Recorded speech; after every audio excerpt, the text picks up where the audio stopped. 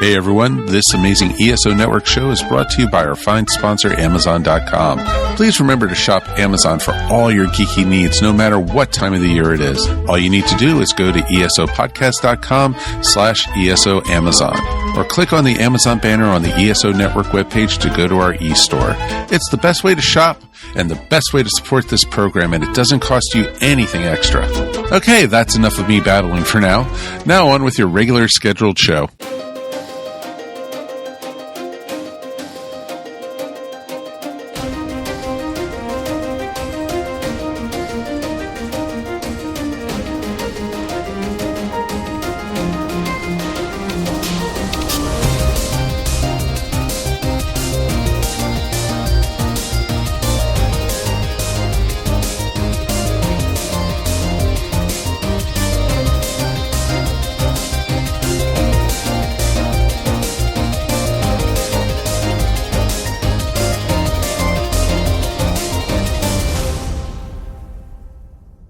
Hello, and welcome to the 42 Cast, your ultimate answer to fandom, geekiness, and everything. This episode is going to go into a territory that I wanted to do ever since I heard a friend of mine, the Phantom Troublemaker, who you might remember from last episode.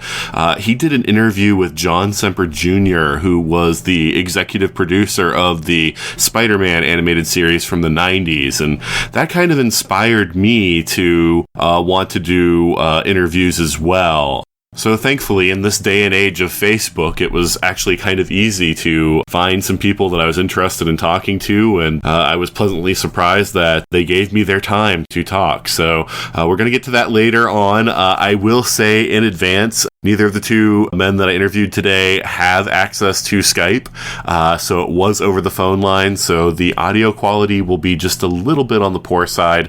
I've tried to do what I can to improve that, but there's only so much that you can do, so I apologize for that, but it is what it is. One thing that I wanted to talk about before we get into the episode, though, is that a friend of mine, Sean, just recently announced that he was going to end his podcast, Sean Castic. Sean Castic is a show that I used to work on as a co-editor. Format's very similar to the format that we have here. There were a lot of topics and discussions going on. I really recommend that everybody, if you haven't listened to Sean Castic, you do go back and give it a try. Sean's got one more episode, he says, before the end is going to come. And I don't say this just because I helped work on the show for a while. I was a fan of the show long before I got to work behind the scenes. And in fact, I would say go back to the very beginning and just look for any topics that interest you, because there were so many that I enjoyed listening to over the years, and it's a really fun show. So I really do think that if you like the 42 Cast, you're probably going to like Sean Castic as well, and I'd really like to give some more exposure to that show. In other news, we have another Select the Next Topic competition coming up. I'll give more details on that at the outro. But before we dive into the interview, let's listen to this promo from another fine podcast. You gotta ask yourself one question, punk. What the hell is a cigar nerd? Welcome to the Cigar Nerds Podcast. It's the only show where two guys smoke cigars and talk about nerd culture.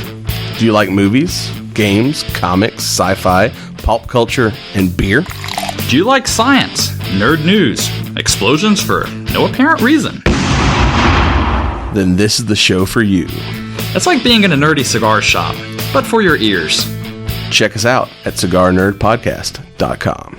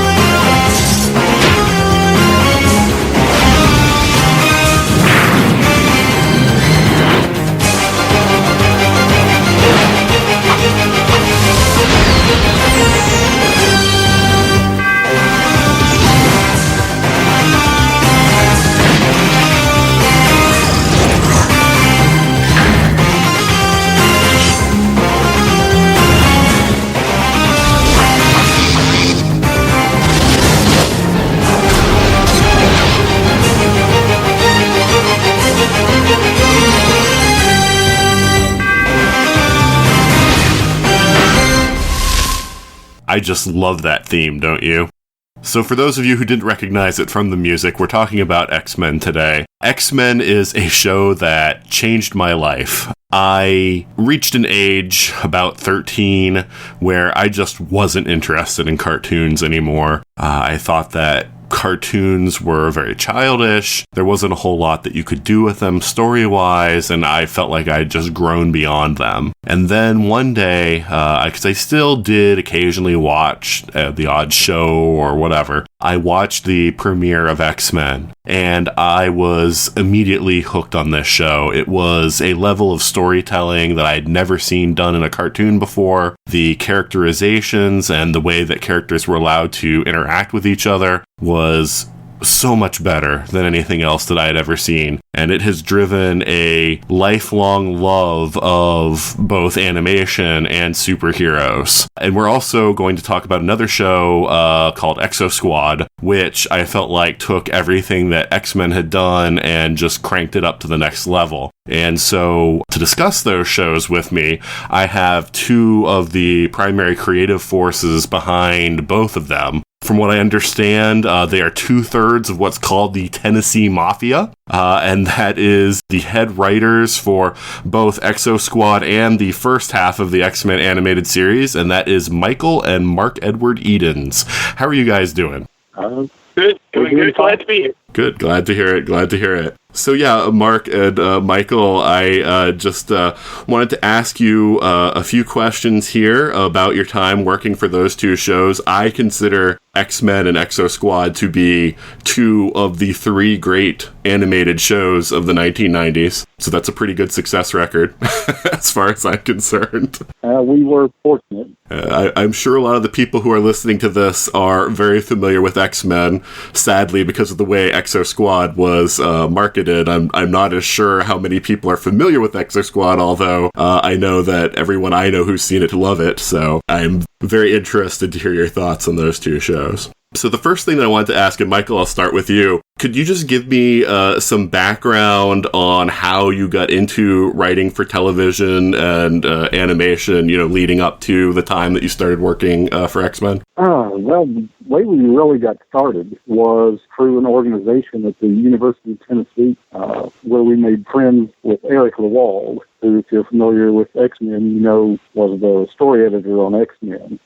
And we three decided to write a bunch of stuff. And then Eric went to Los Angeles to see if he could sell it. And while he was there, he was invited by someone who lived in his apartment building to try his hand at animation writing. So he got started, and then he brought Mark out to write animation. And then after a while, I followed Mark out there. And that's how we got started. It was right in the early 80s when they started doing all the toy tie-in action adventure shows, and they'd be on it like every weekday after school or before school or something. And so suddenly it was more than just Saturday morning network shows. Suddenly they were putting out a lot more animated shows, and they needed more people to do them. They needed more writers. So it was a good time to get into it, to break into it. And Eric, like Michael said, Eric had a guy that just lived in the apartment next door who was a staff writer for Hanna-Barbera, and got him started working on Challenge of the Gobots, sort of poor man's Transformers. Right. And then we, Eric got me to, told him, I got these guys that I've written stuff with, maybe I could write something with them. And so we did a script together and then started doing them on our own. So it's the usual Hollywood story. You just have to know somebody. Yeah, that sounds like a pretty good story. You guys from Tennessee, you get your into Hollywood and LA there. What was do you guys remember what the first series that you worked on was? First one I did was Challenge of the Gobots. The first one I did, I was uncredited for Defenders of the Earth. Oh, okay. And then I can't remember what the first credited one. First credited may have been the Real Ghostbusters. Okay, yeah. Real Ghostbusters is a show I watched a lot when I was a kid. That's a favorite. What other shows, Mark? Let's go with you. After Gobots, what other shows did you work on? There's so many. It's kind of hard to remember. There was it's kind of like Exosquad. There was an interesting show that not many people saw because the toy wasn't very good, called The Spiral Zone, that I worked on. I actually had a story editing credit, even though I was more like a staff writer, and did a lot of those. And then we, as Michael said, we did, I think, 10 of the Real Ghostbusters altogether. I did some on my own, and then we did a bunch together on that. But it was a time when you just somebody had a show and they'd have big writers meeting, big cattle call writers meetings with the same dozen or 20 people would show up and get a story Bible and start coming up with premises. So it was a busy time, and like I said, it was a good time to get started because there was so much being cranked out. Yeah, I mean, I was the target audience at that time, so I know exactly what you're talking about. I remember those days and all the different shows that were on. I mean, you talk about Gobots, and yeah, I mean, that was my childhood right there, is Gobots and Transformers, so I remember that very well. Michael, do any other shows that you worked on stand out for you before X-Men? Let's see. Well, it was the Teenage Mutant Ninja Turtles. And let's see, what did we do? Bionic 6. I think Mark did more of those than I did. I just worked on one of those, I think. And then Top. I don't know. There were a bunch. Oh, Camp Candy. I remember that one. Yeah. Didn't I read that didn't one or both of you work on Beetlejuice? Oh, yeah. We both did. Yeah, we did quite a few of those. Yeah. Yeah, I did a bunch of those and was story editor on some of them when they were finishing up the series. They needed an additional story editing hand, so that was actually my first story editing job was on Beetlejuice. And then Eric Lewald that we mentioned was eventually he took a staff job at Disney, and I did a lot of freelance work with Disney. The Tailspin, did a bunch of those, and the old Chippendale Rescue Rangers did a bunch of those. Those are also shows that I very fondly remember. I think what most of the shows that we worked on have in common is they were all geared towards older children. I mean, occasionally I kept trying to get a job writing for Smurfs, and stuff like that, and I never could. It's like, and that was what made the X-Men and Exosquad successful. It's like we weren't really interested in writing for children, right? Even though a lot of the shows we wrote for had child audiences, a big part of the audience who was children, but we didn't write them for children. We wrote them to be things that we would find interesting. Yeah, that's one of the things that really stood out to me about X-Men.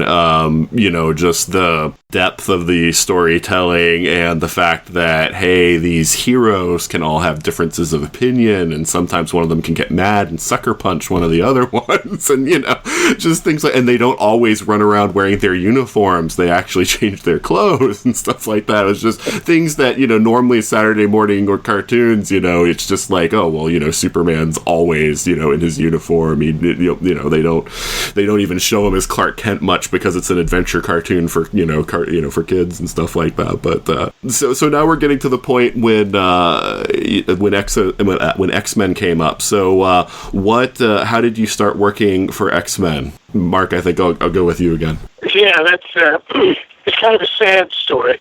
Eric Lewald and I went to the original meeting to meet with Marvel, and I think Stan Lee was there, and Margaret Lesh, and a bunch of people from the network to sort of plan the show, to do the basic approach to the show. And we went under the impression, which we had the same agent. Our agent had told us that they were looking for a story editing team. And so I went to the meeting with Eric, and then afterwards they let us know that they actually had only budgeted for one story editor.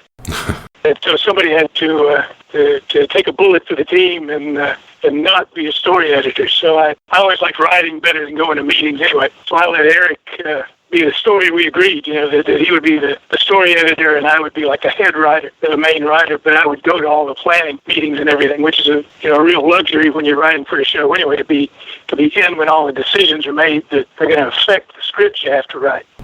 So it worked out really well, and I ended up, I think, writing 5 of the first 13, and working on the stories for more of them. I think Michael did probably 3 of them or something. So between us, we did over half. Just 2? Okay. But we did pretty much, we had a real input on how the direction that the show went. And so did you pull Michael in, or Michael, did you just see that X-Men was going on and decide to submit some ideas, or how did that work? Oh, Eric and Mark pulled me in, I guess both together. It was always understood that once Eric got the job, the Tennessee Mafia was going to be involved. We talked him out of going to law school once before he went out to Hollywood. He actually been accepted to law school, I think, at Emory or something. And we talked him out of going because we knew he didn't really want to be a lawyer. So he's always owed us a favor after that. Okay. Yeah, I remember after they had the meeting a day or two later, I guess it was just Bart dropped by my house and had all the papers that they'd handed out at the meeting and stuff, and we talked about it. And I don't know, I talked to Eric over the phone about it, and had a comic book shop up the street and wandered up there and bought, I don't know, half dozen issues of X-Men and started reading up on it. Well, that kind of sort of tees up into the next thing that I wanted to ask, which was how aware of X-Men were you as a franchise prior to working on it? Well, I had no clue. I had never read an X-Men comic. Yeah, I'd never read any of them. I think I'd heard the name and sort of vaguely knew that they were some kind of superhero team, and that was about it. When you went to the comic book store, did you try to get sort of a breadth of issues, or was it just whatever, the most recent ones were, or did you try to go back and sort of see a time frame, the early stuff to later stuff kind of thing? Well, it wasn't a very big comic book store, so I pretty much picked up whatever they had on hand. Okay. That, wasn't considered classic, so it was not hideously expensive. There was a very deliberate approach that was worked out at those first meetings on which characters to use and which era, because the comic books have been around for a long time, and which era to sort of set the show in or to take. And, there were certain characters that were so basic to the X-Men that they had to be. I mean, not just Professor X, but Cyclops and Jean Grey and Wolverine. You had to have those. And at the time we were doing the show, I think Gambit was really hot. Character by Tim, he was really popular, and Rogue was popular, and then we specifically wanted to find a character that would sort of be a surrogate for the audience, somebody whose point of view could be that of somebody who wasn't an X-Men fan, somebody who was new to it, and plus somebody who would have a connection to a younger audience, because the X-Men were all, originally they were teenagers, but, by 1990, they'd been around for so long. Right. That they were older. And that's how we ended up with Jubilee. Actually, the people at Marvel suggested her as a younger character who could serve that function of letting the audience learn about the X-Men and learn about mutant powers, and meet all the established characters through her. So that was all very deliberately planned for the first season. And we actually decided, maybe at that first meeting that the whole Sentinels and the basic story of the question of are the X-Men a blessing or a threat, or are they, and the whole political story, that would be an interesting way to tie that whole first season together. Now, do you remember, because you talk about the politics, and you just made me think of a question I hadn't written down, but there was a female president in the beginning on X-Men. Do you remember whose idea that was, or is that just kind of lost in the mist of time? I don't remember. We were basically, having two politicians, a well-meaning president, and then whether Senator Kelly or whatever, who was like an evil, kind of a conniving guy in the background, and so it was probably done to differentiate them. Okay. It was probably done, well, if one of these politicians is going to be a man, why not let the other one be a woman? I imagine we thought it was kind of neat to have a woman president just to do it, Right. Well, yeah, I was just saying, it just strikes me as very progressive, of a decision. I mean, Senator Kelly is from the comics, and so I understand he just got pulled in, but the whole, female president thing was unique to the series, so that's why I was curious about that. But, so what interested you, Mark, since you were there at that first meeting, what interested you about X-Men? Other than a job, which is always interesting. I think the X-Men is such a clear reference. Mutant powers and originally, teenagers with mutant powers. It sort of ties in with the whole way that any kind of outsider or any unusual, or most teenagers, I guess, feel like, there's something wrong with them, or people don't appreciate them or understand them. And things. So it's a real strong setup for a show, for something that's going to going to have some resonance. But I think just the fact that everybody, except maybe Stan Lee, everybody was kind of on board with doing it as with not writing down to children, because we were doing an animated show, with making it fairly sophisticated and fairly adult, and that was really appealing. Was that the first time you'd worked on a series where that was kind of the thrust was, hey, let's not write down to the kids, let's write at something that we'd like, and then, that way adults can watch too, or was there one before this? Well, the writers are always trying to do that. We had pretty good luck with Beetlejuice in that respect. I mean, it was it was humor, but it was a much more clever humor than if you were really pitching it toward 7-year-olds. Mm-hmm. It was a whole lot more comedy and sophisticated wordplay and stuff. And in the Real Ghostbusters, was geared toward fans of the movie, just like X-Men was written to make fans of the comic books happy, and they weren't children; they'd be teenagers or older people who either were reading the comic books then or had read them years ago. So, and the same thing with the Real Ghostbusters and Beetlejuice. It was taking something that hadn't been done for children and doing it animated and trying to make it friendly to children, but not aimed directly at them, right. to really connect with the audience of the original. Yeah, an important point too is the same Fox executives were involved in Beetlejuice and X-Men, with Sidney Iwanter and Margaret. Yeah, Margaret Lesh and Sidney Iwanter. They knew we'd written stuff to them before, and they knew us really well, and they trusted us and Eric and all the other writers that he brought in.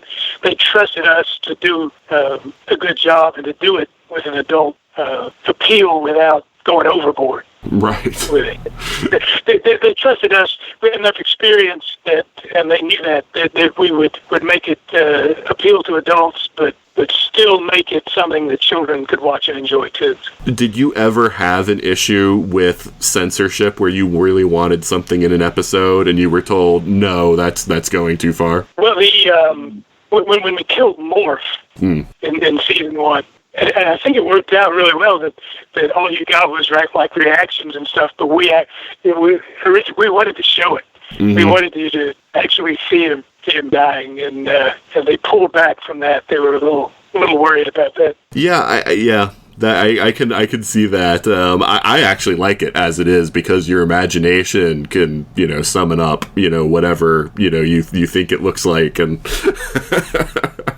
yeah. So I understand. Yeah, it's reactions of his friends that carry the emotion. It's not seeing him die; it's seeing their reaction to it. Mm-hmm. Michael, is there anything that particularly interested you about X-Men? Well, actually, I don't know. It was fun, which is a strange thing to say, maybe. But if you've worked on a bunch of these shows, you know that some of them are not fun to work on. But I just had a blast doing X-Men. I enjoyed working particularly with Sidney, who was there every single meeting. Sidney Iwanter at Fox, and then I've always enjoyed working with Eric and Mark. But just being there, because unlike a lot of shows, even though I wasn't on staff and things, I went to, particularly the first 2 or 3 years, almost every single meeting that they had, and sat around the table and listened to ideas and had a little input, even if I walked out of that particular meeting without an assignment. But usually, I think a lot of the fun comes from the fact that we were all involved at the beginning, and we're figuring out how we wanted to make it a good show, and the executives and everybody were on board with that, and were letting us do the kind of show that we wanted to do, instead of taking something that somebody else had worked out or somebody else had made all the decisions on, and then you're trying to make that work. With the X-Men, it was all, here's the basic, here's the world. In effect, the comic books were the real world that we wanted to do a show about. Mm-hmm. And we were kind of just set free to have fun with it. Yeah, we're actually getting onto a topic that I'm actually kind of interested in. One of the things that stood out to me about X-Men was that in those early seasons that you two worked on, it was a serial where each episode pretty much even if there wasn't a to be continued at the end, there was some element that carried forward into the next episode. And you're talking about having these different meetings. And so my question was, to create that continuity and to create that sense of this is all one story, even though quite a few writers were working on it, did you all sit around and discuss, hey, this is how the season needs to be broken down and these events need to happen and you write this one, or was it more of, people would submit ideas to the series, or how did that whole, how did that develop? How did it evolve? Now, the first season I know was all completely controlled because we just sat around and figured out the basic story we wanted to tell and which characters we wanted to bring in along the course of that. And I think I ended up sitting down and writing premises for maybe all 13 of the first season, like 3 or 4 page, detailed premises. So it was all structured and laid out, and we knew exactly where we were going with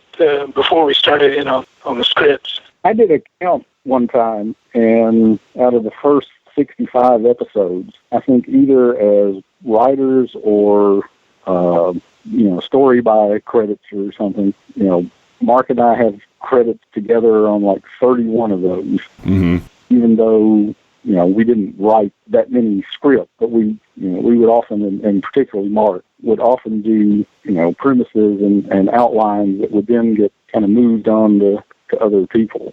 Your names were at least on there often enough that I was able to recognize them without trying, because that's the thing. I wasn't looking for who the people were that worked on the show. It's just over time I started recognizing certain names kept popping up. So, yeah, I can definitely believe that. Well, another thing that made the show fun was that ongoing story. It let you really have time to get into the characters and things. Because, if you're doing a 22-minute action show, there's a certain amount of that that's just going to be, blowing up sentinels and, flying around and incinerating things. Because you got to have that. And it doesn't leave much for the story. So having that continuing story was a huge plus on that, and Exosquad. Yeah, I like the fact that there wasn't a reset button pressed at the end of every episode, like is sort of typical for Saturday morning fare. Things had consequences and they continued. Were you aware of other cartoons that were on at the same time, like Batman the Animated Series is probably the big one that would have been on at the same time? Yeah, I was aware of those, and I watched some Batman, but I don't know. I didn't have really Batman entree there. Yeah, I didn't do any Batman. Yeah, I was just wondering, because it was another big superhero property that was on at the same time, if that influenced you at all, what they were doing with Batman, or if you kind of just ignored it. Yeah, well, I think we just ignored it, because I know I didn't watch it. I think I've seen some of them, but I didn't watch the show. But you're aware of things, because it was such a small world in animation. So like I was saying, when somebody would do a show, it would be the same 20 people. If that many, they're showing up trying to work on it. And if they're not writing for X-Men, they're the people doing Batman. Right. So you kind of knew everybody, knew what everybody was working on. Yeah, and so you were trying to get all your people as many X-Men scripts as you could, so they wouldn't drift off and wind up working for Batman, and then you couldn't get them when you wanted them.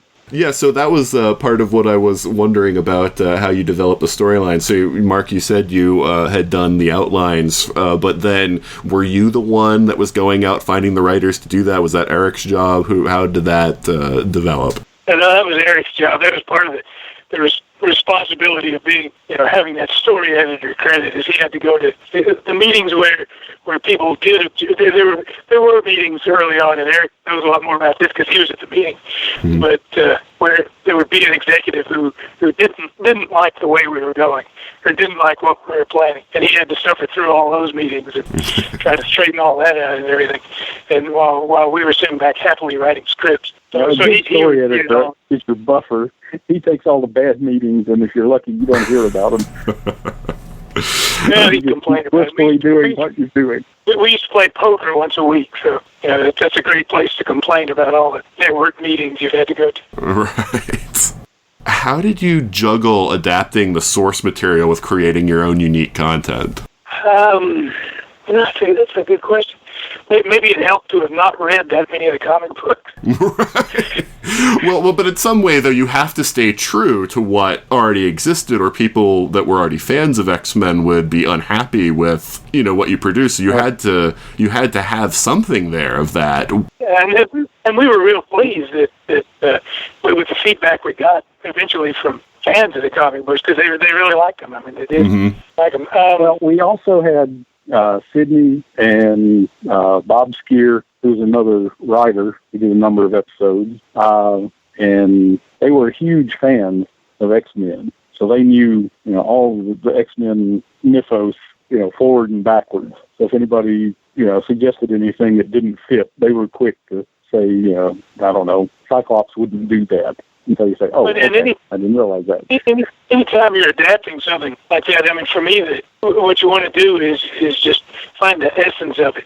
Find what it's really about and what it's basically about, and just try to be true to that. And then we approach the comic books that way. We weren't fans of the comic books, but not because we disliked them. We just hadn't read them. Mm-hmm. And as we read them and as we got to know the stuff, you just want to try to bring out the same things, or emphasize what you think is best about them, and try to bring that out. And usually that's the same things that the fans, the people that are already fans, like. Mm-hmm. So, and a bad adaptation is when people approach something and just use it as an excuse for them to do what they want to do. They have a show in mind, and they're going to do it in the guise of the X-Men. Right. That's a bad way to do it. And we just tried to bring the X-Men alive in different mediums. Yeah, I mean, when somebody who knew more about the X-Men than we did, which, in the beginning was not difficult, could tell us something that would fill in,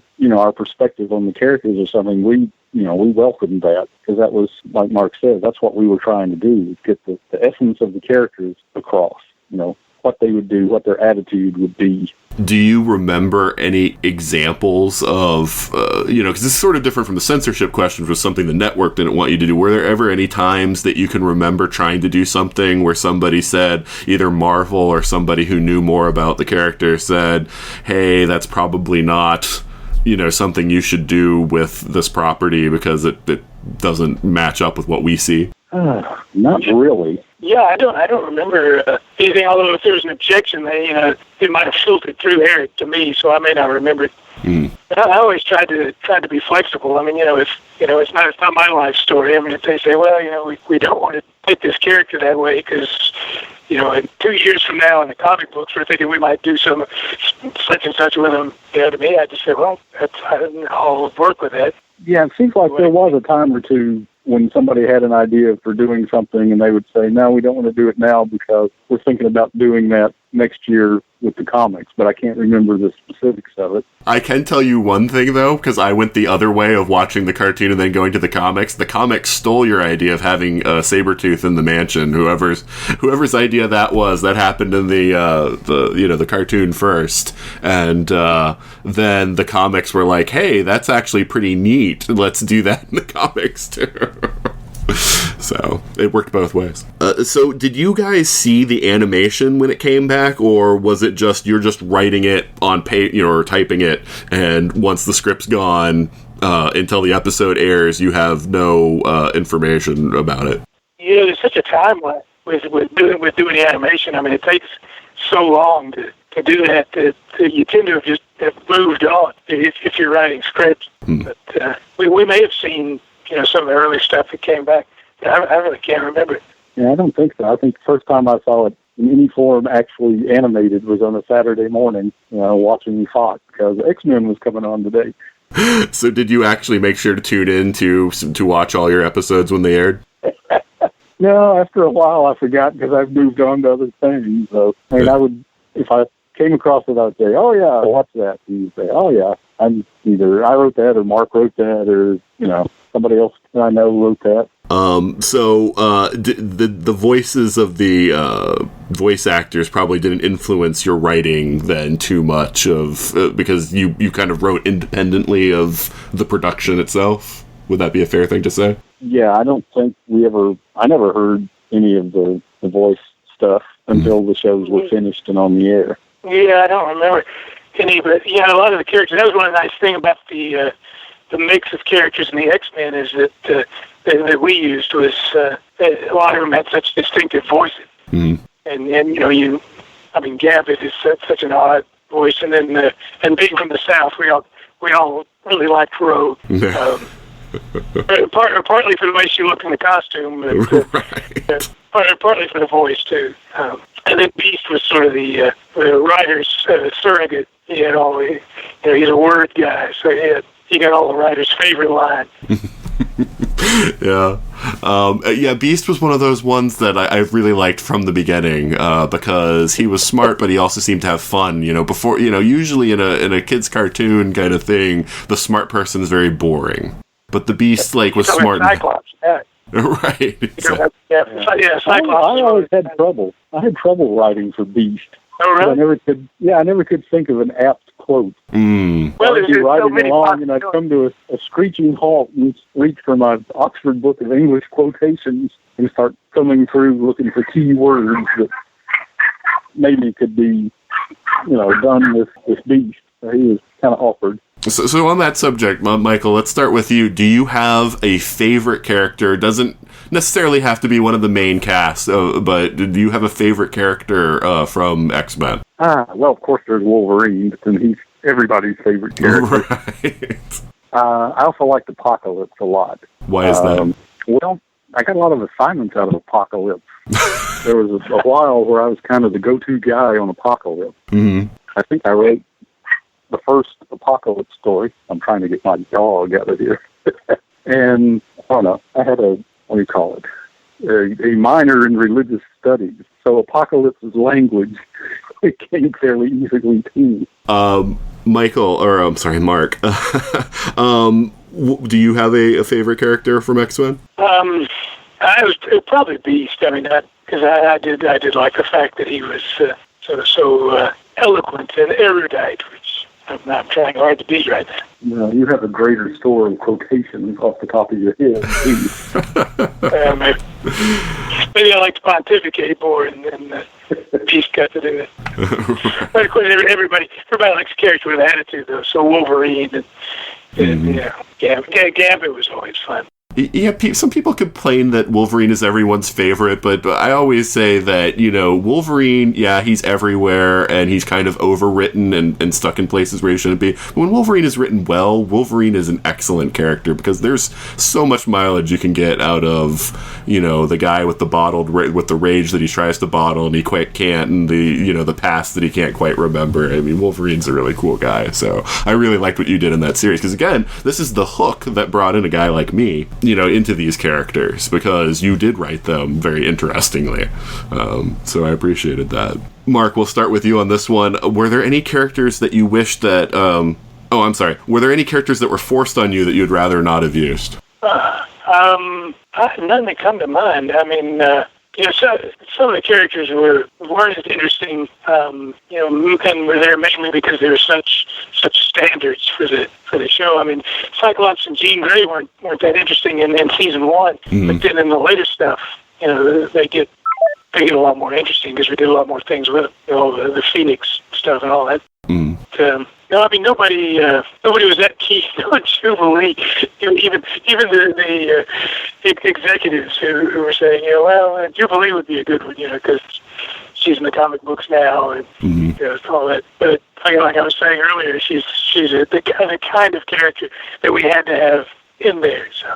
No. Michael, how about with you? Did you ever have a character sort of forced on you that you didn't want to use? Let's see. Nobody major that I can think of. And there were some, that would show up as kind of henchmen and like some of the, what's his name, Mr. Sinister episodes, that I wasn't quite sure how to handle them because I didn't have all that information about them other than what their mutant power was. So they didn't quite gel as real people in my head. So that made them a little problematic, but not too many. Well, I wasn't real fond of Mr. Sinister just because I didn't like his name. A little on the nose, huh? Those are those Stan Lee names. Mr. Sinister, strong guy. Oh, yeah. We used to chuckle about strong guy. From looking at the comics and the material that was there, were there any characters that you wanted to use that you just weren't able to because they didn't want them on the show or at that time or whatever? None for me. Yeah, I don't remember any. Okay. Yeah, we were moving so fast, and frequently having new characters thrown at us, so that we didn't have too much time to find other characters on our own. You had mentioned, Mark, you had mentioned about about killing off Morph. Did you know at that point that he was going to be brought back later, or did that come from later discussions and working on the next season? I think that came later. I don't think that was actually planned at the time that we killed him. I could be wrong, but I don't remember any plan to resurrect. As I recall, there was like a fan response of people who really liked Morph, and they liked what you did with him, but he was funny. They liked him so much they wished they could have seen more. But they decided that it was Marvel that we were saying we'd like to kill somebody in the show, and we were saying, well, who is there a character we can kill? And then they suggested Morph because he'd been in the comic books a little bit, but he hadn't done that much, I don't think. And so they said, he's one you can kill if you want to. Yeah, he had been a very minor character back in the 60s comics.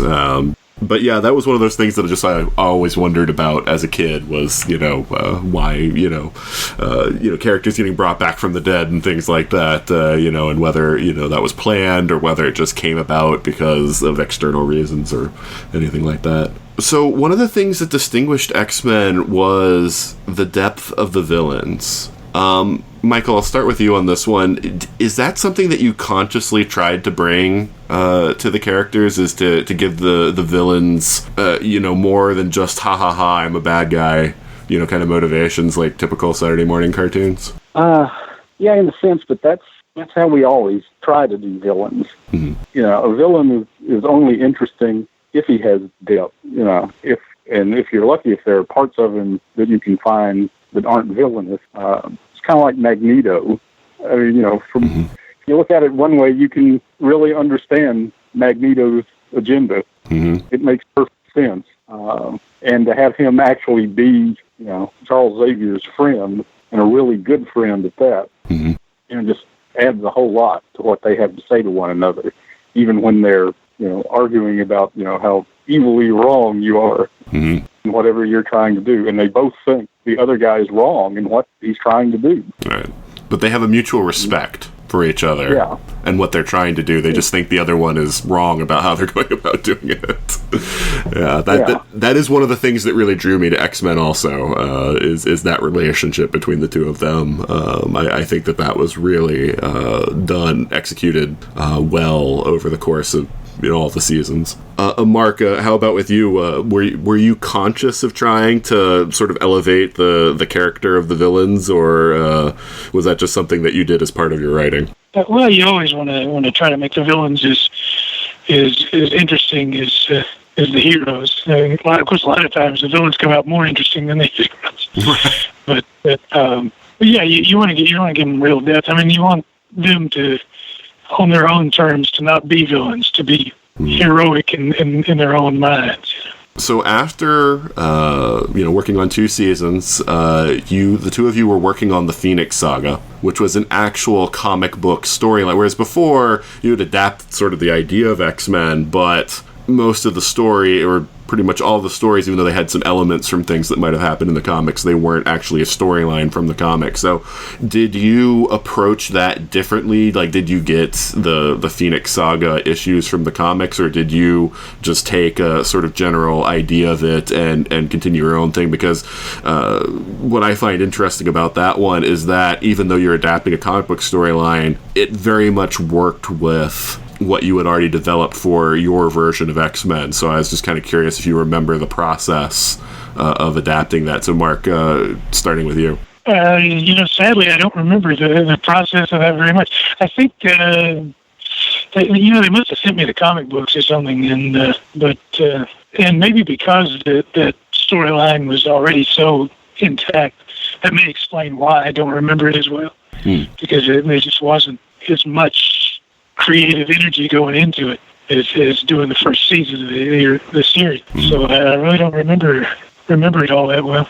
Michael, do you have any other thoughts of adapting the Phoenix Saga? Well, I didn't really adapt it. Mark wrote all of the outlines for the Phoenix Saga, and I don't know. I think I did every other one or something like that. Or no, I did all the odd-numbered ones, I think. I think I did 3 out of the 5. The fact that I can't remember it is no reflection on the story. Their whole series that I wrote for that I can't remember. I can understand with the breadth of work that you've had, how that could be. Well, you kind of once they're done, you kind of put them out of your mind so that you don't get confused when you go on to the next. Yeah, I don't know. The Phoenix Saga, I think, was when you had the line in there that had been a joke line for us for a long time, where he just put in there, and then they have the greatest fight ever, or something like that. I put that in one of the outlines. I think so. I think that was in the Phoenix Saga. And then you went and described a little bit of what happened, but you started off. And then they have the greatest fight ever animated or something. Well, that was, to me, the pinnacle of what that cartoon produced. So I think they did actually put in the greatest fight ever. So. Sometimes you stick things in an outline just to get it out of your system. You know? So after that, though, that's, even though you each, I think, did a few episodes after that, for the most part, that the Phoenix Saga ended your involvement with X-Men. So why did you decide to leave? I must have been working on something else, and you were doing Exosquad. Was that what it was? Was that when we were doing Exosquad? Yeah. Oh, okay. Yeah, we bailed at the end of that season to take over Exosquad.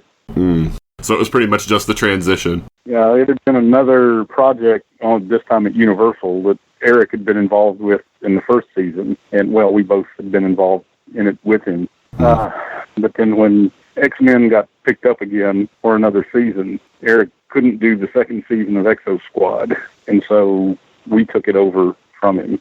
Oh, okay. That makes sense, because the second season of Exosquad's when it went to a 52-episode season instead of a 13-episode season, so that's... Yeah. Well, we did 39, 39 in the second season, to make a total of 52.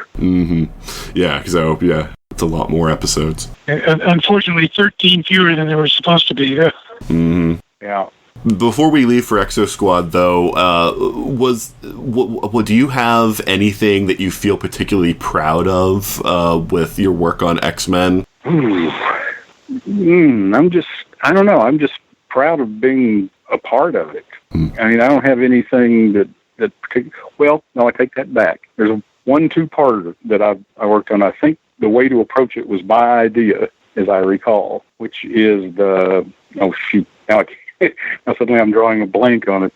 It's a time travel episode. Yeah, Time Fugitives? Time Fugitives. Thank you. You had time in the title somewhere. Right. And that was one I pitched to Sidney, and he looked at me like I was an idiot for a while. Sidney always looked at you that way. Well, yeah, Sidney can do that. But it was like, I looked at it and said, why don't we tell, one first episode we do this way, and then the second episode of the 2-parter is just the first episode redone with an additional character thrown in there trying to stop what they're doing in the first episode. And he kind of thought about that for a while, and he said, yeah. I think I told him that was our Rashomon episode or something. Oh, okay. We tell the same story from 2 different points of view. Yeah, that I had never seen that done before on television. I'd read a novel like that once, but I'd never seen that done on TV before, and that was very cool. Having the 2 time travelers with different agendas and seeing the 2 different iterations of the same sequence of events. Yeah, I think I told them because I told them that they could reuse some of the animation from the first part in the second part up until the guy intervened. But I don't think they did. I think they even changed the angles so that they didn't reuse any of it. I think there were a few scenes that they did, but you're right. And quite a few of them they did change the perspective, so it didn't look like they were just doing one on the cheap. Yeah. But that turned out a whole lot better than I'd even hoped in the beginning. Mm-hmm. I thought it worked extremely well. Mark, is there anything that you're proud of from working on X-Men? No particular. Well, you're always proud when you're writing animation when you kill somebody, but.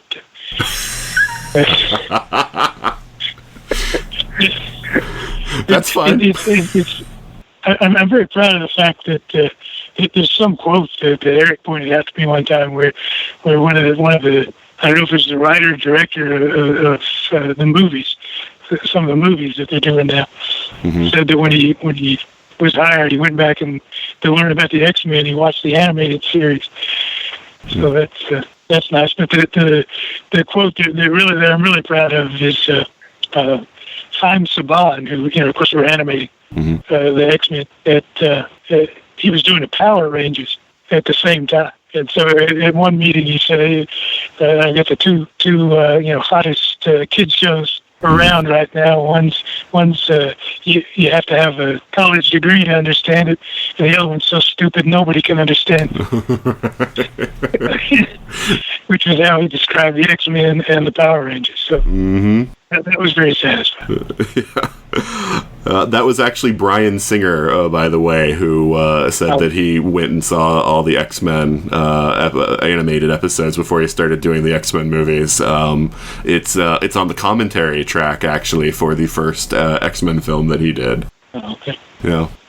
So it shows sort of the legacy of X-Men, that it's still being looked at as one of that animated version is still looked at as one of the primary versions of the character. And it's always satisfying to work on a show that actually is popular with an audience and well remembered. Which I don't know if you're ready to talk about Exosquad, but that might be a good segue. Right? Yeah. No. Well, I mean, the only other thing you assume it isn't popular. Right. The only other thing that I wanted to ask about: did either of you watch any of the X-Men episodes after you stopped working for it, or was it pretty much you were done with it, you moved on to your next project, and you kind of left it behind? Let's see. I watched a few, but not all that many. I don't think I saw any of them. And after the first season, I don't think I saw any of them. Yeah, I was just interested if you guys had thoughts about how the series developed after you left, but I understand it's done and you're moving on to the next thing, which was Exosquad. So you already described how so Eric couldn't do the story editing, and that's how you got involved doing the story editing for Exosquad. So Mark, starting with you, what excited you about working for Exosquad? I think it was the basic idea and the basic story had been worked out by Jeff Siegel at Universal, and he had been one of the first people that we'd worked for, because he was actually back at Hanna-Barbera when we were doing Challenge of the Gobots, and he was a big history buff, big World War II buff, and essentially Exosquad was kind of like doing World War II in outer space. That was one of the things I wanted to ask. Were you conscious of that at the time, or is that just something with hindsight you realized you were doing World War II? No, that was all very. That was Jeff's idea. Was a big interplanetary war, and it was kind of the feel of World War II, and that was exciting. Because we knew it was going to be another show where we'd be able to do a long, continuing story with characters that weren't, super babies or teen superheroes or something. Something that wasn't for children. Something that children would watch and would enjoy because it's animated and it's got lots of action and stuff. But the stories and everything would be for an older audience. So that was exciting. Yeah, Michael, was it pretty much the same for you, or was there anything else that really interested you and hooked you into Exosquad? Yeah, that was pretty much it. I mean, we knew from, the first time we met with Jeff, which was when they were getting the first season started, because we worked a lot on the first season because we were in hiatus from X-Men at the time.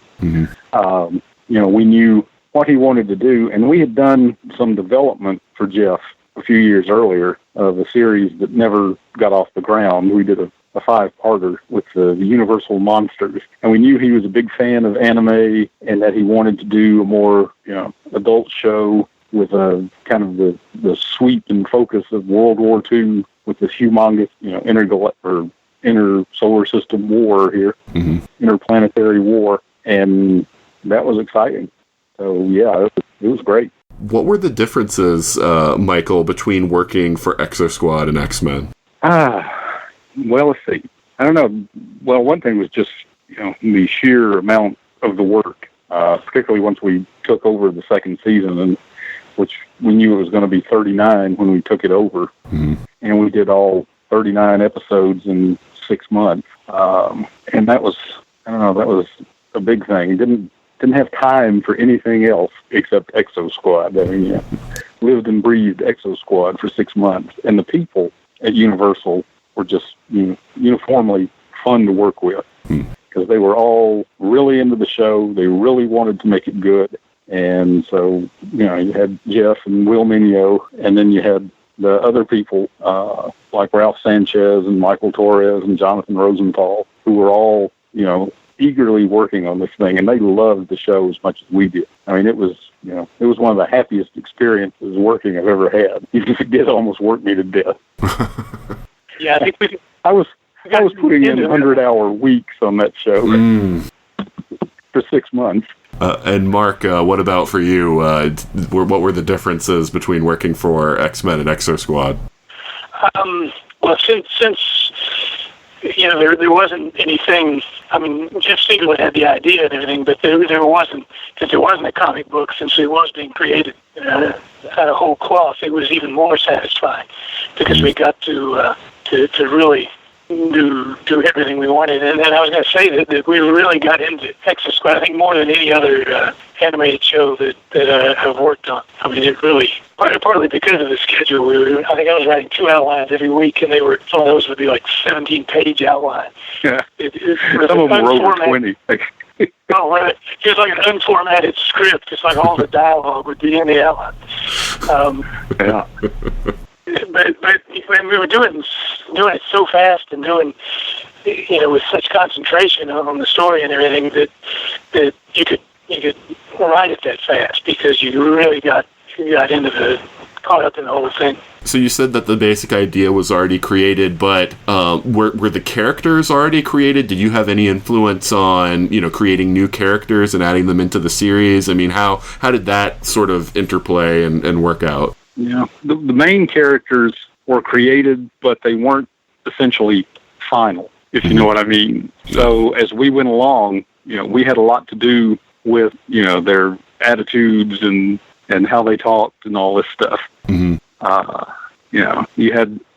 had the squad, and it had some details, but their relationship to one another within the squad was not completely, finalized. So that all became part of the mix that we worked out as we went along. And then, we had, and Mark particularly had, a lot of fun creating, sort of guest characters, many of whom, like Thrak, were supposed to be just kind of a one-off for one episode. But he was such a great character, we had to bring him back. And so he wound up in, I don't know, at least 4 or 5 episodes, I think. Yeah, I actually listed a few of them here. Characters like Algernon, James, Nera's brother, Ketzer, Thrax. Those were the kind of characters that I was, thinking about. Like, were those created already, or you already mentioned Thrax, but were a lot of those other side characters that appeared in multiple episodes, were those either your or Mark's invention? Well, I think we usually made them up. Yeah, and then the story was so big. Yeah, the story was so big that when you create a character, there's a chance to use them again later on. Because there's so much going on, and it's all swirling around, and just the progression of it is it kind of in a way it's kind of an oscillation. It's like it starts on at one point it expands big, and then it all comes back to Earth at the end, that everybody all converges. Exosquad had, a good bit more violence than X-Men. And so I wanted to get your thoughts, Mark, we'll start with you, on the appropriateness of violence in an animated medium where even if it's not pitched solely at kids, that kids are most likely to be watching. Yeah, for me, the key with violence is, even though it's an animated show, to not make it cartoony.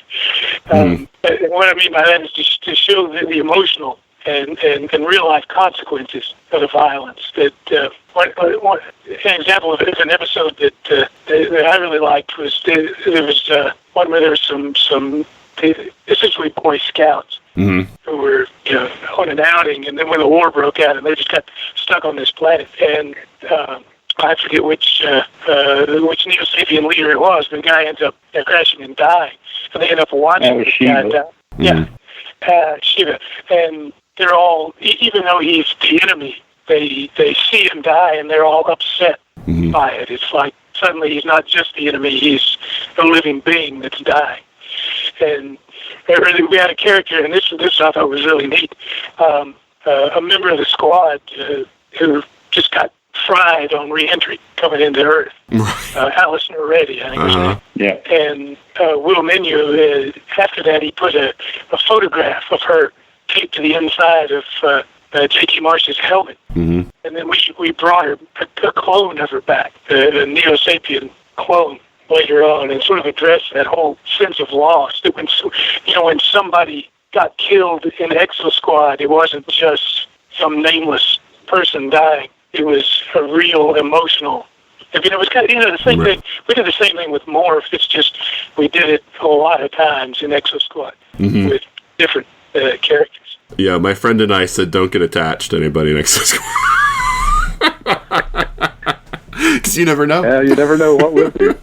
Right. And so, Michael, is that pretty much your thoughts also on that issue, or did you have anything to add? Yeah, that was the thing. I mean, I think violence is all right if you show truthfully the consequences from an emotional standpoint. And, as long as you don't show somebody being ripped open on camera, as it were. That episode where we killed Nara's brother, James. I mean, we got fan mail from that. One of which was, I gotta say, I can't believe I'm a 21-year-old guy sitting here watching a cartoon show and bawling my eyes out. I mean, it was amazing. Yeah, we were doing a big war movie essentially, but we were trying to make it an anti-war movie. Right, you were showing the horror. We tried to do this. I think it made it into the show. At some point, we actually wanted to, and Michael, you probably remember if it actually went through or not, that we wanted to make it clear that J.T. Marsh loved to fly, but he didn't like fighting. That he wasn't really a warrior. He was a flyer who happened to be good at leading this squad, but he hated the war. Yeah. That's so unusual for an action show, to have the hero be somebody who would rather be somewhere else. Yeah, I know that was in an episode. I cannot tell you which episode, but I do remember JT saying that. So, yeah, that's that. Yeah, I mean, the characters in that, and like you talking about the heartstrings when people die. I mean, it's so. I mean, even Captain Marcus, who was such a jerk in the first season there, when it comes time for him to die, it's an emotional scene. That was one of the things I was actually going to ask about, is that was a planned occurrence when the show started. Was Marcus going to die at the end of the first season, or did that just kind of happen out of necessity of his character was always hampering things and they kind of needed to be gotten rid of? I think that just kind of happened. Because our first season we did a little differently in that Mark and I would meet over at Eric's house, and we do extremely rough outlines for the first season, partly because we were in a hurry. So we didn't have time to write 20-page outlines the first season. So we would sit there in an afternoon and do, I guess pretty much, seems like they were in 4 or 5 episode chunks. And we would do 4 or 5 episode chunks of roughly what would happen. And it would be, maybe a page for each episode. And then we'd scurry back and write them. And we were, like I say, we were working fast. I was not I mean, I was not a huge fan of the more science fiction-y anime kind of thing. Mm-hmm. So when we started writing it, I didn't know that E-frames could walk. I thought you just flew them. I think I was working on the 7th script when Eric called me up and says, Will tells me the E-frames walk. Because I'd always have them fly in and land and get out of the E-frame and do whatever it is they had to do. And then if, they had to fight, then somebody would get back in their E-frame and it would lift off the ground and they'd fly in and, strafe the area or something. Mm-hmm. And Will was getting those scripts, not telling me, and just having them, not get out, exchange a few lines of dialogue, and then walk to wherever the fight was. And I felt like such an idiot. Because I'd never seen Robotech. I had no clue. Right. But I knew my war movies, and I knew World War II forward and backwards. So both the early seasons of X-Men that you were part of and Exosquad were both serial shows. Were the shows already set up that way, or is that something that you brought to the table and said, hey, let's make this flow together and not make this a standalone one and done each episode? Yeah, it was always planned for Exosquad. Yeah. Jeff wanted to do it that way. Okay. I think there's an occasional one that's sort of standalone, something like, well, it kind of fits where it is, but, something like Flesh Crawls, where they really, you first get a good look at the Neo-Sapien automutation syndrome. There's, that one and a few others that are more standalone-ish than others. Mm-hmm. But Jeff pretty much wanted it to be a continuing serial, but have it broken up into, sort of, 4 or 5 episode chunks as much as possible that were kind of like mini-series within the series. And that was kind of dictated by the war strategy in a way. It's like, well, let's do 4 or 5 where they try to reconquer Venus, or, do so many where they do this or that. It was... I heard from just reading on the internet and looking at information about the show that Delion was supposed to die earlier on than he did. It was before the moon, but then that was vetoed. But then somehow he eventually died anyway, and then you guys brought him back. So how did that whole? Do you remember? Mark, we'll start with you. Do you remember how that evolved? Was that just a misunderstanding? Yeah, that was Jonathan Rosenthal freaking out. Delion was supposed to die on Mars. We planned for that because we foreshadowed it in one of the episodes. I think the episode Dream War that took place in Australia. Oh yeah. We saw the Aboriginal cave art of a planet blowing up and Delion's E-frame being destroyed in the cave art. So we were all set to kill him on Mars. And when we started working on the Mars episodes, Jonathan Rosenthal just said, you can't do that. You can't kill off a main character. So we said, well, all right. So then we went with the whole, what's her name? The sergeant. Torres. Rita Torres. Yeah. Went with Rita Torres getting lost on Mars, and they think she's dead for a while, which was kind of unsatisfying, but pretty good because it gave them a chance to, think about how much she meant to the squad and all that. And then after we did that, a few weeks later, one of the toy company executives said, you know what would be great? If you killed one of the main characters. So by that time, we were getting ready to start retaking Earth, and the next episode we were going to go to was taking the moon, so that they could use that as a platform for the invasion of Earth. And so we decided to kill Delion on the moon instead of on Mars. I actually kind of like that, though. It's sort of, there's a certain realism to foreshadowing somebody dying, and then he doesn't. And then he just gets killed unexpectedly somewhere else. I mean, that's kind of the way real life is. Yeah, I kind of remember that sort of saying something about that in a line of dialogue somewhere about being nervous going to Mars. I think it was Maggie and Delion exchanging a line of dialogue about being nervous about going to Mars because they'd both seen the cave art or the Aboriginal art in the cave in Australia. And Delion says something like, it'll be all right. kind of thing. Don't worry about it. But she's still worried. And they go, but he survived. Yeah. What prompted you to bring him back then, just a few episodes later? Because I love De Leon. No, okay.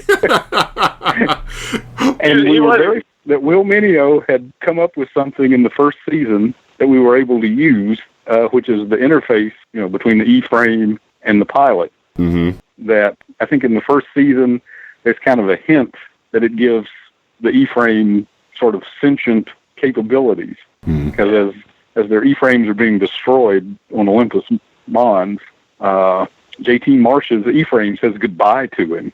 Mm-hmm. And so we were able to use that neural connection between the pilot and the E-frame to then say, well, the black box captures everything that's going on in the pilot's mind. So what if it's got all his memories and everything? Yeah. So what if you made a clone and then downloaded those memories from his black box that survived, his death on the moon and put those memories back in him? Would that be, De Leon or not? Mm-hmm. And it went with the whole thrust of the show, which, I realized as we got to the end of it, and I always sound pompous when I tell anybody about this, that it's a whole long meditation on what does it mean to be human. Well, that's so true. Here we have, a clone body, but it's got the memories and as much of the emotions as can be captured of the original person. And if you put the two together, is that the original person? Mm-hmm. And that was part of it. I mean, we had the same thing with Nara, who's undergone these injections by Ketzer, and she's developing weird powers and stuff. And just before he dies, Phaeton says, "You're not human," mm-hmm. and Nara says, "My brother was," and then she kills him mm-hmm. in revenge for her dead brother. I mean, and then all the stuff that the Neo-Sapiens were going through, making their weird biological things. Well, and what's interesting, at least to me, is that some of the Neo-Sapien characters are the most human characters you have. I mean, you've got Marsala's whole journey, but even like a character like Shiva, who is sort of like Shiva's sort of like the villain version of what you're talking about with J.T. Marsh, of a Neo-Sapien who doesn't necessarily want to be doing what he's doing, but he's loyal to what, to his people, and he's a guy of honor and everything, and Shiva's got some real depth to him. He's a very interesting character, and I really like him. Yeah, he was my favorite bad guy. Yeah. Do you feel that bringing characters back from the dead cheapens their sacrifice? Not really, because I don't think we overdid it, and it was a really special thing, and it fit, like I was saying earlier, it fit thematically, I think, with the whole tone of the show about, what does it mean to be human?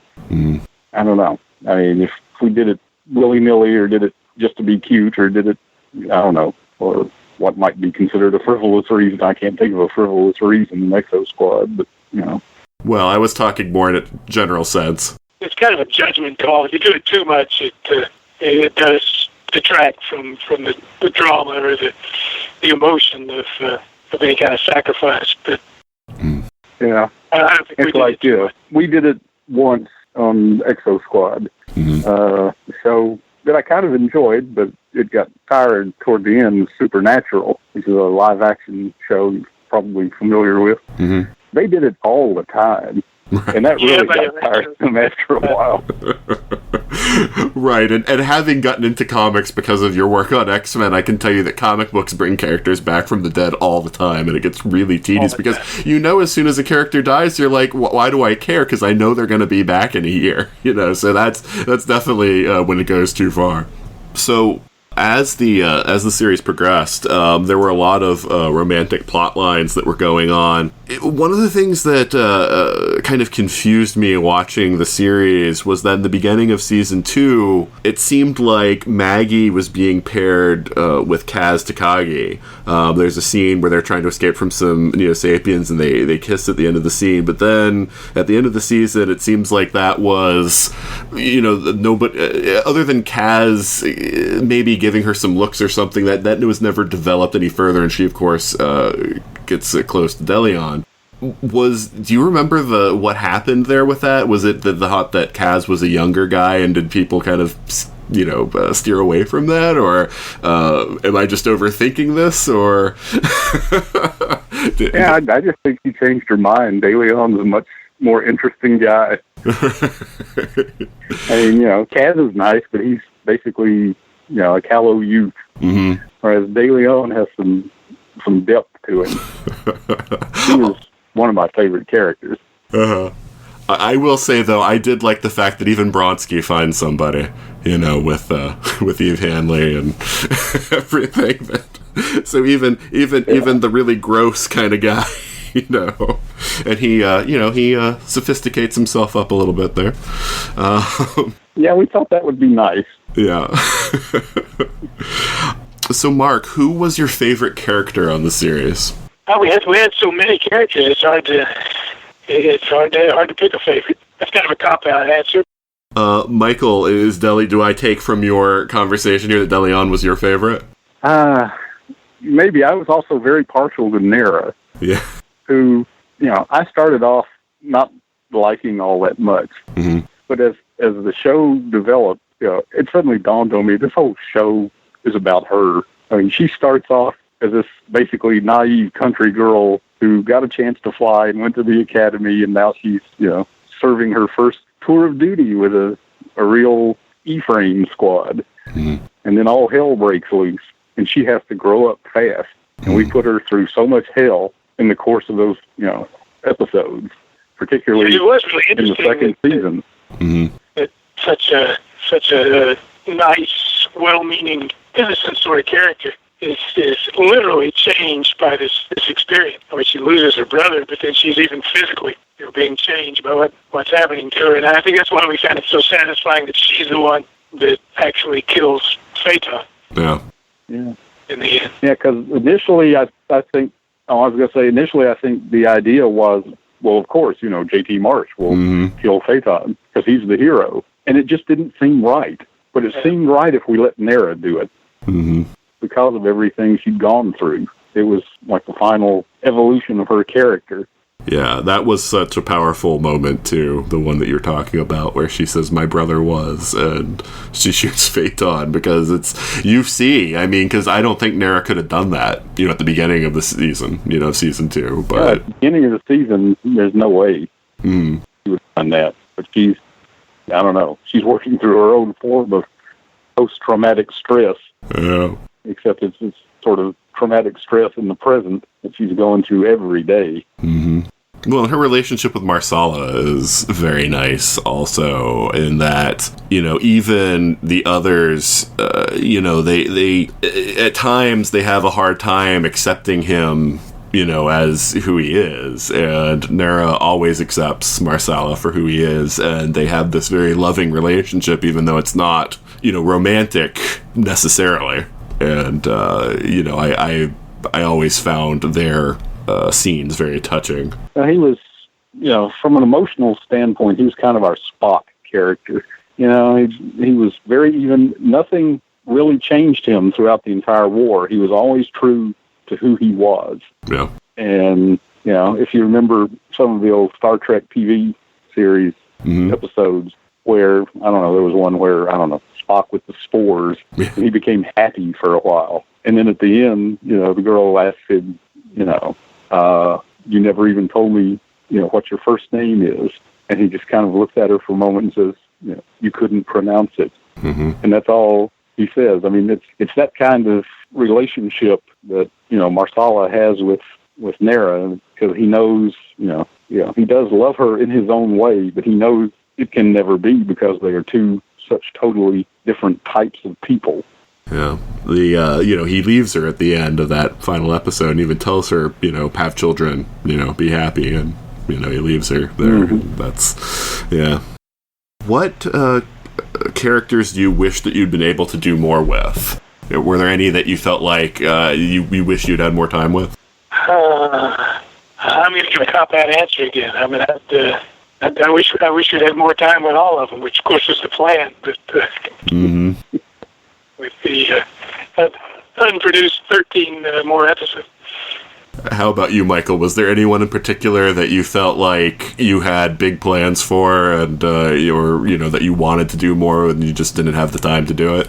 No, not really. I mean, the only one I feel, take that back. Some of the jump troops, like, there was the budding relationship between J.T. Marsh and Colleen, whose last name eludes me. O'Reilly. The female O'Reilly, yeah. It would have been nice to have been able to do a little bit more with that, but maybe, I don't know, maybe we managed to do just enough. Because that then made it meaningful when the Planet Chaos disappeared in the last episode. And she was on it. And he wasn't. Yep, and they had Victoria's last episode. Right. Well, and they had that conversation where they were talking at cross purposes, and each thought the other was rejecting them, when in fact they both wanted the other one to come with them. And it's one of those horrible misunderstandings that happen in television all the time. What do you feel was your biggest accomplishment on the show, Michael? Oh God, just surviving production. We had the Northridge earthquake in the middle of it, which shut down parts of Universal, and we were right in the middle of finaling 2 episodes a week and doing the additional outlines for the next week's episode coming up, and I got a phone call from one of the producers saying, "Oh, don't worry about it. Just take time off. While we try to sort things out from this earthquake." And then 3 days later, I get a phone call saying, "Okay, we're back up and running. Where's that episode that's due?" We were on such a tight schedule that Ralph Sanchez finaled one episode without reading it. Yeah, he finaled the last episode without reading it. Oh, wow. We turned in the script, and he said it was finaled and sent it on without reading it. So they didn't realize that you had left it at a colossal cliffhanger then. Now, they knew it was going to be a cliffhanger because they'd read the outline. What they didn't know was that we weren't going to be able to resolve the cliffhanger because the show was going to be canceled. So was that a big surprise to you when it was canceled? Well, yeah, we never would have done that last episode that way if we'd known that. Because we just assumed that the 13 was guaranteed because you want to do 65 episodes of a syndicated show, and that was episode 52. We were ready for the next 13, and we knew what was going to happen, more or less. In broad strokes, we knew what was going to happen in those final 13. And we also knew the toy company loved it, and the toy sales had been, they've been pretty decent.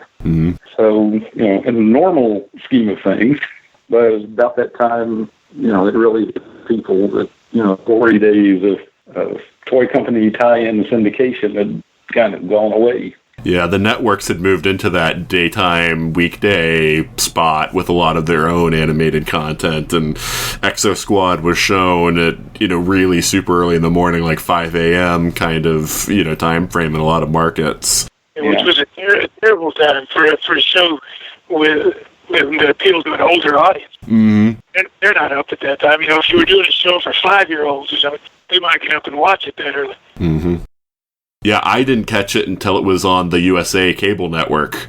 It ran in syndication, there for a while, and that's how I caught it, which I think was after it had finished its initial run. But yeah, because I don't even know to this day if it was ever shown where I lived in South Carolina at the time, or if it was shown, if it was just at some awful hour, because I was pretty well versed in what was on TV, but that was during waking hours, not... not at 4 in the morning. I didn't check those listings, so it might have been shown where I lived, but I didn't.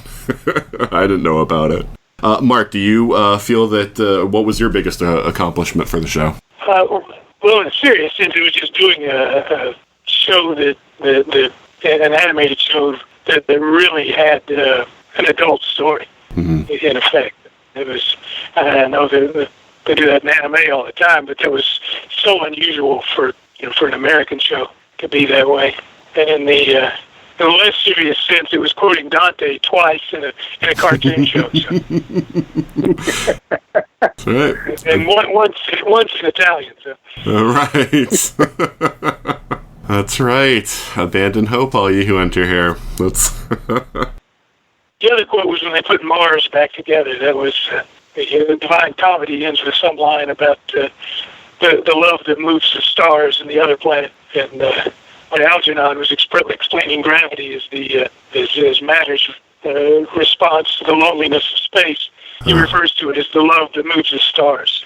Oh, okay. Yeah, see, that one went over my head. It seemed quite poetic for Algernon, but I didn't know where that came from. So that's that's pretty cool. Very end of the comedies. That's nice. See? I told you he always has an apt quote in it. Yeah. So you mentioned, Mark, that you knew what was going to happen in season 3. So can you do you remember the broad strokes of what you wanted to accomplish? Yeah, well, the show was World War II. Essentially, the last 13 was like the Cold War, except it was going to be hot. It was like the Allies and the Axis had a new enemy coming in. So there was this. At the end of number 52, we have this huge invasion force flying past J.T. Marsh, coming, invading our solar system from some other solar system. And so you have another war that you have to fight, and you have the humans and the defeated Neo-Sapiens having to join forces to combat this outside threat. So that was the story of the next 13. And one of the more interesting things about that is that the only person who would be able to rally all the defeated Neo-Sapiens to fight alongside the humans would be Phaeton, who of course had been killed, but there was a clone of him. And the question is this clone evil because Phaeton was evil, or was Phaeton only evil because he grew up, he had the background that he had? If you bring this clone to life and use him, is he going to be evil the same way Phaeton was, or is he going to be, a heroic leader of the Neo-Sapiens in this new war? So there's going to be some interesting stuff going on. Yeah, that was an interesting philosophical question, because they even bring that up even before the aliens show up of, is it right to murder the clone of Phaeton because it hasn't done anything wrong? Yeah, I mean, if you had a clone of Hitler at the end of World War II and it was just a kid, would he be dangerous, or would you just say, well, let's get this kid into art school this time? Right. He'll be much happier and he'll be fine. Right. Michael, if Exosquad were revived and they wanted you to come work on it, would you do that? Oh, in the shot. I would be there so fast. How about you, Mark? Oh, absolutely. And the sad thing about Exosquad is that, and this is true of a lot of animated shows that I've worked on, is one reason that a lot of times I'm not eager to watch them is because you see them in your head better than they end up on screen. And that's just it's a budgetary limitation. Animated movies, the animation is so great because they spend tons and tons of money. And if it's not perfect, they redo it, and they redo it until they get it exactly the way they want it. If you're doing a series for TV, you don't have the budget and you don't have the time to do that. So the animation, it's always a compromise. And it never looked as good as you wish it would look. But if they did it now, it would be done CGI, which for a show like Exosquad would be perfect. Because in CGI, the outer space stuff and the E-frames and all the action and everything would look real. The CGI in an animated show would be almost the equivalent of CGI in a live-action movie. Of outer space stuff. I mean, it would be so good. And then I found with CGI, working on both drawn and CGI series, that CGI actors are just better actors. It's just with the kind of budget that you've got. The emotions and the expressions and that, it just reads better. It seems more real, and so the acting is better. And so for a show that tried to be as dramatic and have the kind of emotions that we wanted to put into Exosquad, a CGI cast would carry it off even better. So I just feel like the show would be better all the way around if it was done now. No, I can't disagree with that, and that's one of those things where, in this age of nostalgia where so many things are coming back and so many things are getting sequels 20, 30 years later, I keep hoping one day I'm going to read that Exosquad is making a comeback. So, Mark, we'll start with you, but what have you worked on since Exosquad? Anything that you would like to just mention that you're proud of that you were involved in? Proud of? That's a good question. It's your chance to plug yourself. Oh, okay. Well, I've done a lot of live action too. So I did some Disney Channel movies and some live action stuff. And Michael and I both worked on Young Hercules. Okay. In live action, did a lot of episodes of that. Made Ryan Gosling the star he is today. But I'm sure I'll think of something. Okay. You've forgotten. Once the podcast is over. I did a show for Mattel that was CGI that is what convinced me to think, how good CGI could be, called Acceleracers, which was just, their toy, car tie-in show. But the racing stuff and the car stuff and the comedy and things worked so well just because it was CGI. Mm-hmm. And that was very satisfying. Oh, that's cool. So, Michael, what have you done since working on X-Men and Exosquad that you'd like to mention? Well, one that Mark forgot, slipped his mind, Wing Commander Academy. Oh, that, yeah. Which was kind of Exosquad Junior,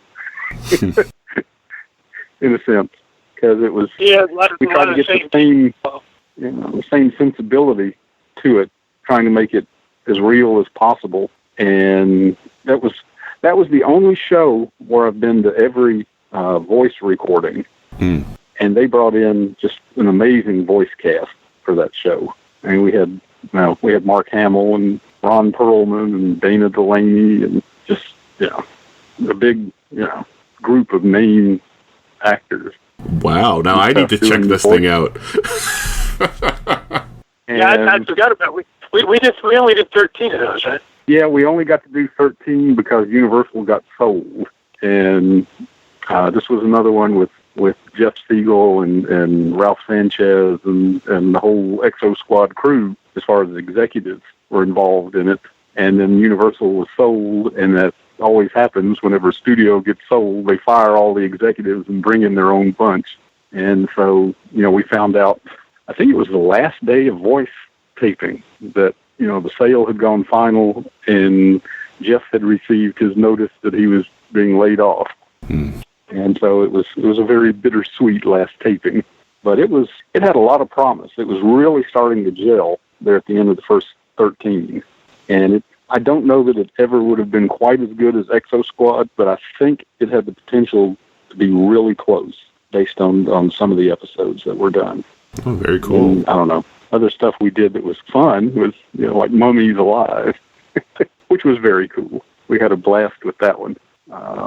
I don't know if you're familiar with that show. That was done for Deke. No, I mean, Exosquad kind of hit me just before I went to college.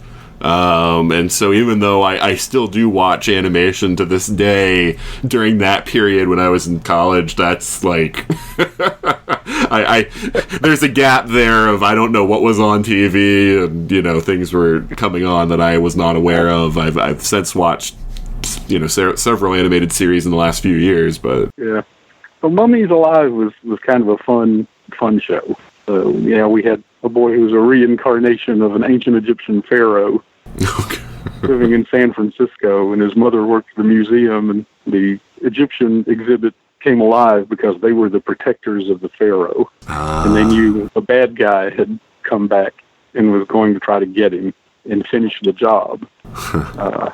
And we worked all this Egyptian mythology into it, and we found out, that they referred to the area in the Western Desert where the sun set and all that as the Western Gate, and that became, the area of the Golden Gate Bridge was actually the real Western Gate, and that's why this kid was living in San Francisco when he was reincarnated, and we had a lot of fun with that. It sounds like a series of young adult novels.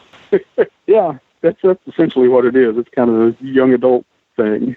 And anything else that you worked on that you want to talk about? Oh, well, I don't know. See, there was Young Hercules, which Mark mentioned. Mm-hmm.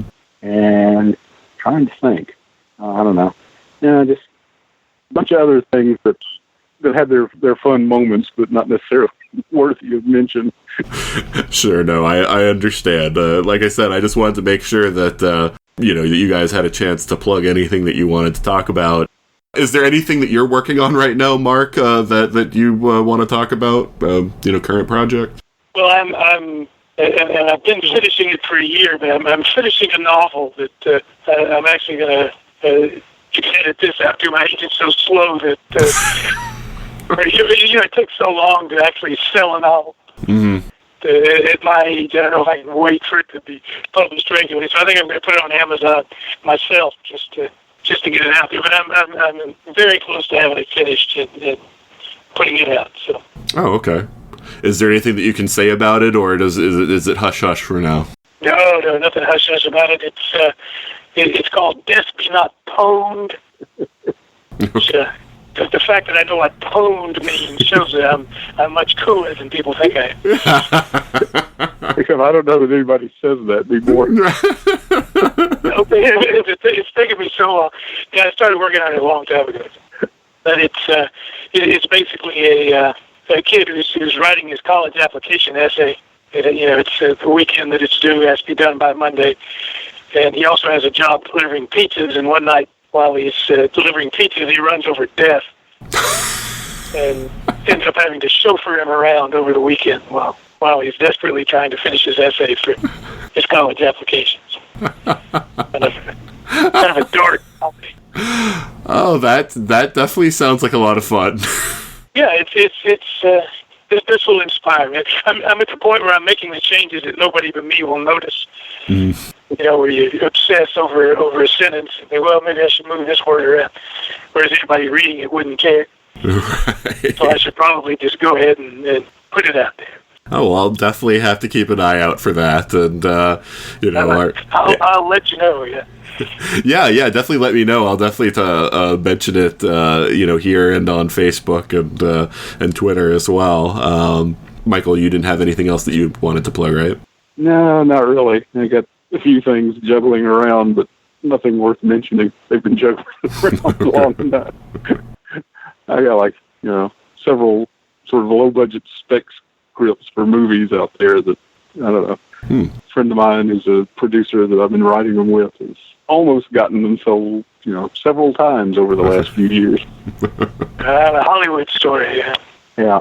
Well, definitely, yeah. If you get any of them, worked up, let me know. And again, that's this show will definitely advertise anything the either of the two of you do. So I don't know how much of a listenership I'll have, but you'll at least get that much. But all right, well, Michael and Mark, I definitely wanted to thank you both for taking time out of your schedules to do the show. I really appreciated your thoughts about, Exosquad and X-Men and everything. Definitely keep us informed of any projects that you have going on in the future, and we'll have it on the show. We'll mention it on the show. So once again, thank you. All right, well, thanks for having us on. It was a pleasure to do it. Great talking to you. It was great talking to you guys too. And hey, if either of you ever want, I could add you to the Facebook page to the show. And if I'm ever discussing a topic that you want in on, you can be in on any of the episodes where we do sort of a round robin discussion too. So there's that as well. Oh yeah. That sounds like a good idea. I never pass up a chance to pontificate. That's great, because that's exactly the kind of people that we like to have on the show. Definitely, I've been on some shows before where not everyone really says a whole lot, and that doesn't make for great podcasting. But once again, want to thank both Mark and Michael for joining me today. Like I've said before, I absolutely adored X-Men and Exosquad, so being able to talk with both of you today has been a fantastic experience. And of course, I want to know what you at home have thought as well. Do you like for us to do interviews? What are some people that you would like for us to interview in the future? Obviously, with 42cast being a new podcast, cannot guarantee that anyone will accept, but I would definitely like to know what kind of people that you'd be interested in hearing from. And of course, you can leave us feedback in a variety of ways. One way is through email, by emailing us at everything@42cast.com. Another way is through our website, and that is 42cast.com. You can just click on the comments next to any episode and just let us know. Another way is by leaving us a review for the show as a whole, and you can do that on either Stitcher Radio or iTunes. And of course, you can also leave us feedback by going to our Facebook page, which is facebook.com/42cast, or on Twitter, which is @42cast. So at the beginning of the episode, I mentioned that we have another contest. And just like last time, because we've banked up several episodes in advance, I'm looking at episode 13, and I couldn't really pick which topic that I wanted to put out first.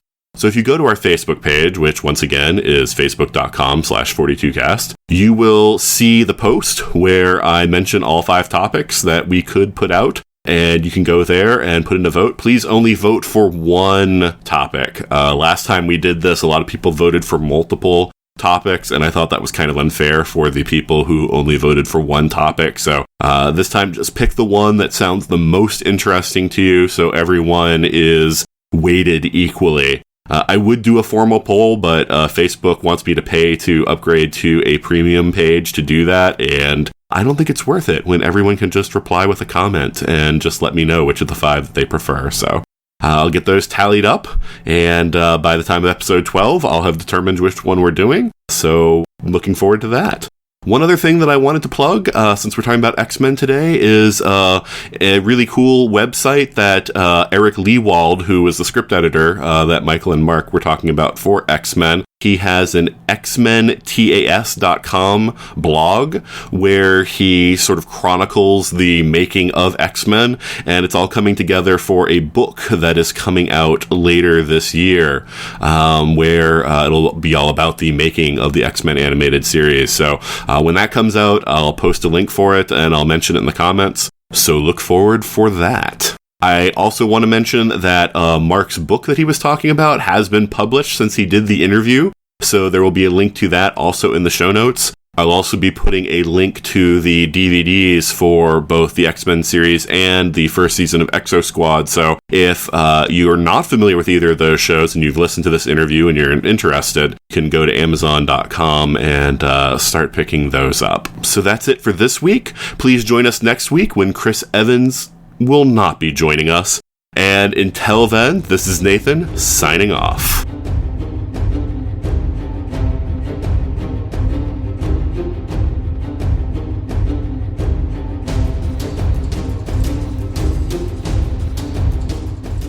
You've been listening to the 42 Cast, copyright 2017. Got a question for the ultimate answer? Contact us at everything@42cast.com. Theme music is Sharper Swords by Brandon Ellis. Check out more of his work at www.cityfires.com. Incidental music is provided with permission by Fur DK.